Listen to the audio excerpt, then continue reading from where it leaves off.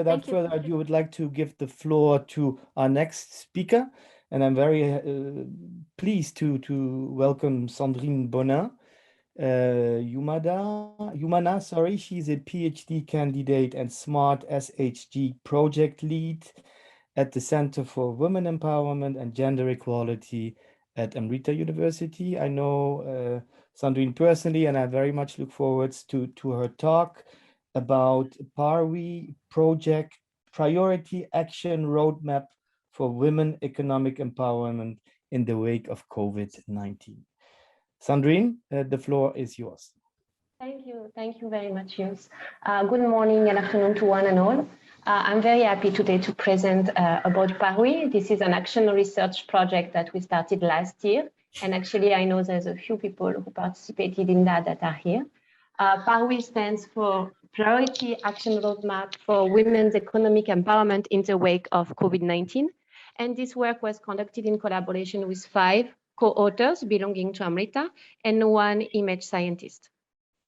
So to start with the presentation, let me give you first an overview of the theoretical context and the research question. So in terms of theoretical context, when we speak about women's empowerment and entrepreneurship, the contextualization process is very crucial, and we all know that.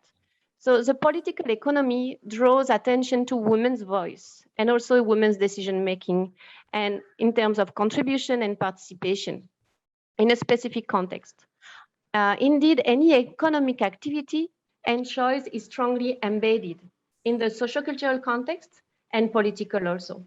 That is especially true for women who are culturally assigned the role of caretaker or houseworker. And this is why also in terms of entrepreneurship, we have now this term coming out, which is like mompreneurship, because it's a way for women to get into entrepreneurship and keep their role as women. Also, this theoretical context is reaffirming the multidimensional reality of women's empowerment. This institutional theory shows and emphasizes that there is this multi-layered embeddedness in women's agency process. It means that women belong to formal and informal institutions which are actually influencing their decision and their voice. So therefore, when we speak about women's embedded agency, it is a manifestation. It manifests in terms of women's voice and also their participation in economic activity. So this should not be viewed in binary terms, yes or not, are they participating or not, but it should be seen at a level or degree of participation.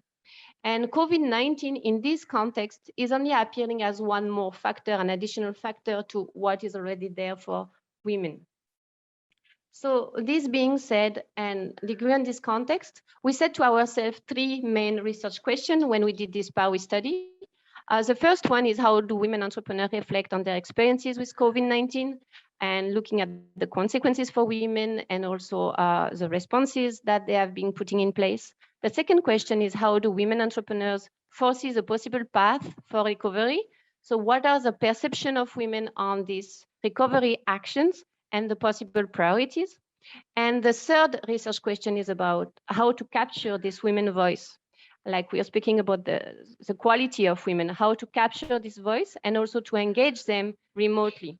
And this being done, how we can connect them with institutional stakeholders in a dialogue that is constructive and that is also helping them to share their experience and their proposed recovery agenda. So when we speak about institutional stakeholders, we are looking at the actors of the women entrepreneurial ecosystem, which may be financial practitioners, policy experts, or government officials. So now we are going to look at the approach that we use to tackle this challenge. So the approach was selected was based on 3 main standpoints. The first standpoint is we conducted a brief rapid assessment of COVID-19 consequences on women's entrepreneurship. And we saw that there's a disproportionate impact on businesses based on who is the owner, is it a man or women owner?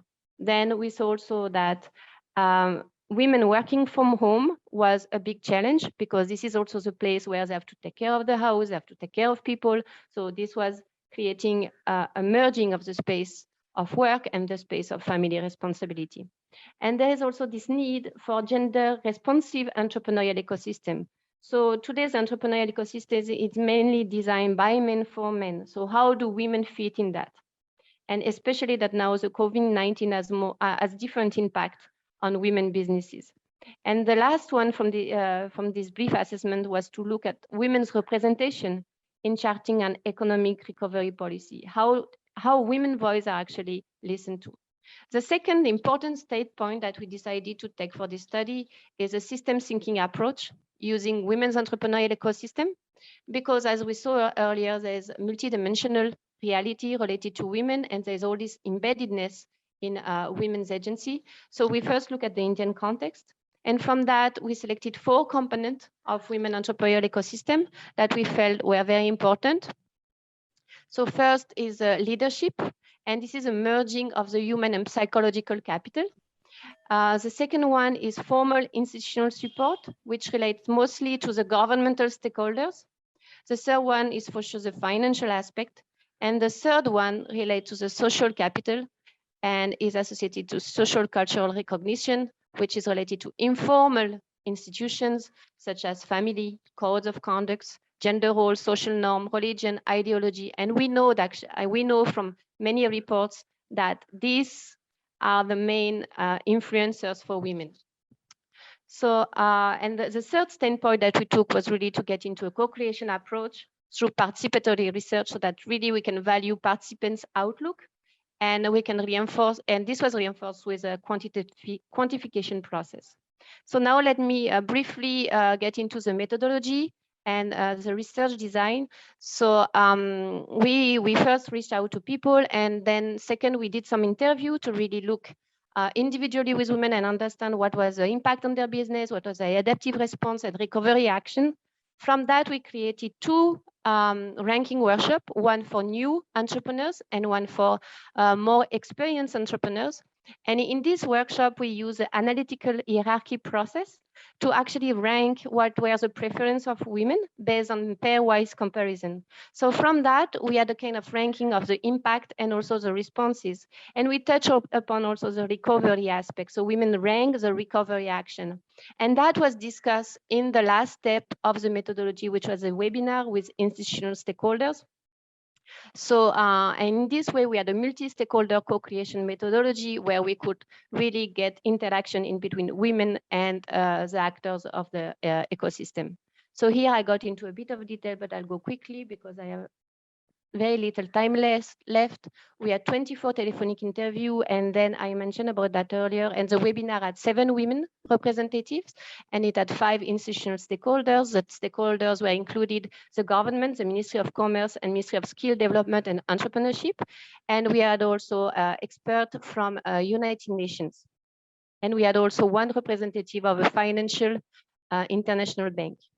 So now looking at the key findings, in terms of adaptive response, and in terms of the topical acknowledged contribution of this study, we can see that beyond complying with COVID-19 rules and regulation, women entrepreneurs experience in coping with the crisis mainly rely on their leadership skills. That was really the trick for women. The leadership was so important for them so that they can cope with the situation and come up with new ideas and new ways to deal with their business.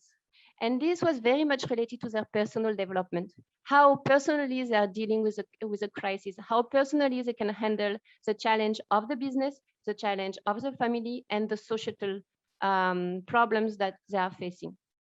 And definitely one very important aspect of this crisis has been the capacity for women to balance family and work life. Many women confess that they had to bring a lot of discipline in their house so that they can have time for work and time for the family, because most of them were relying on outside staff to run their family, to do the cleanup, to do the cooking and all that. And now they were alone at home to deal with work responsibilities and family responsibilities. So that was an important struggle for women. And many of them use discipline to create boundaries and create the necessary space for their work. So also their main struggle has been the access to finance.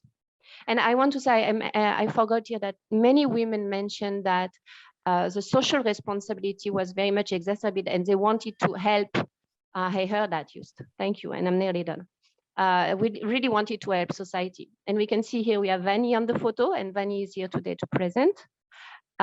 So in terms of the result regarding the recovery actions, and that was discussed during the webinar, we have a recording of the webinar.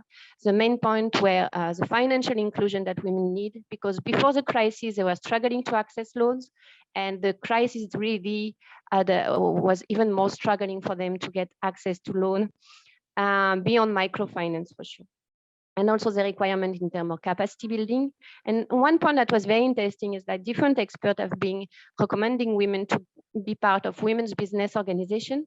However, women have been mentioning that this is not enough oriented on problem solving and capacity building. The new entrepreneurs were willing to go for that, but the experienced entrepreneur actually mentioned that this is too generic for them, and they need like really problem solving workshop, capacity building, so that they can really advance in their work. So with that, let me conclude with this short quote from Rajesh Agrawal, who is the Executive Director of Indian Trade Promotion, and he was in the webinar. And what he says is very interesting. He says, likewise, what happened in politics, what is needed is to change the financial sector so that women entrepreneurs can be empowered with softer loans, because women don't have access to collaterals.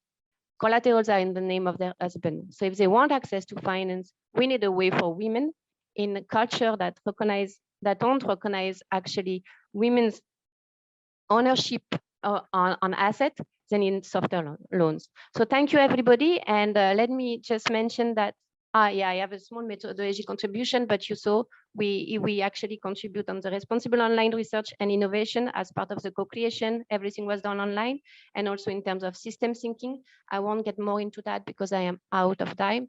The paper anyway is published in the Journal of Gender and Entrepreneurship, so everybody can have access to it, and you're welcome to contact me for further information. Thank you, everybody. Thank you so much, Sandrine, for this interesting overview of the PARWEE project. And I think it will be interesting maybe at the end to see what could be a follow-up from this. You know, how could this be taken to a next level?